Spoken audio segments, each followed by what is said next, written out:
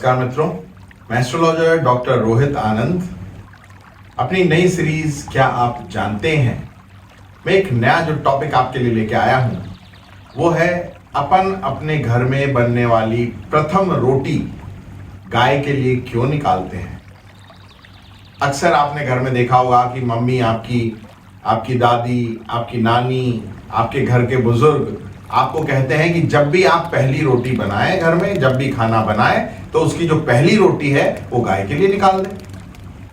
तो आप दूसरी रोटी या पांचवी रोटी क्यों नहीं निकालते? पहली रोटी ही निकालने के लिए आपको क्यों कहा जाता है? प्रथम वेद है उसको अपन ऋग्वेद कहते हैं, दूसरा यजुर्वेद, उसके बाद सामवेद और फिर अथर्ववेद। तो ये जो दूसरा वेद है अपना यजुर्वेद, इसके दूसरे भाग को शुक्ल यजुर्वेद कहा जाता है। इसके अंदर याज्ञवल्क्य ऋषि एक ऋषि हुए हैं, बहुत महान ऋषि। ये जो ऋषि हैं इन्होंने इसमें ये लिखा है कि जो गाय है वो मनुष्य से जस्ट पहले वाली योनि है।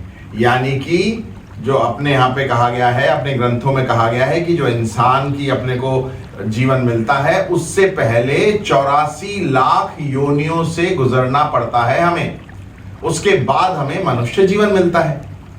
और मनुष्य जीवन से जस्ट पहले वाली जो योनि है वो है गाय की योनि। यानी कि आप पेड़ पौधे, जलचर, चींटियां, कीट पतंगे, पशु पक्षी सब बनने के बाद जब मनुष्य बनने से जो जस्ट पहले वाली योनि में आप जाते हैं वो होती है गाय की योनि। और इसीलिए गाय को इतनी इंपॉर्टेंस दी गई है। तो जब सारी योनियों में से निकलने के बाद मनुष्य अच्छे कर्म करते करते इस स्तर पे पहुंच जाता है कि वो गाय की योनि उसको प्राप्त हो जाए, तो उसके बाद बस उसको सिर्फ मनुष्य योनि ही प्राप्त होती है।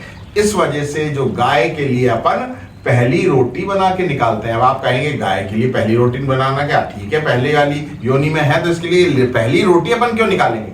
वो इसलिए निकालते हैं अपना लाड़ जताने के लिए, जो वो आत्मा है उसको ये लुभाने के लिए कि देखिए रोटी, पकी हुई रोटी का ये स्वाद होता है, आप तो कच्चा खाना ही खा रहे हो, लेकिन जो पका हुआ खाना होता है उसका ये स्वाद होता है, गुड़ का ऐसा स्वाद होता है। तो रोटी के ऊपर गुड़ रख के अपन गौ माता को देते हैं और उस आत्मा को लुभाते हैं कि आप देखो अगले जीवन के अंदर ये सब आपको प्राप्त होगा और भी बहुत कुछ अच्छा प्राप्त होगा।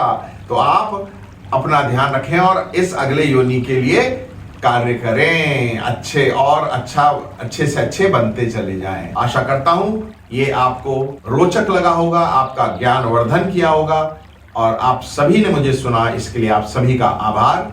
नमस्कार।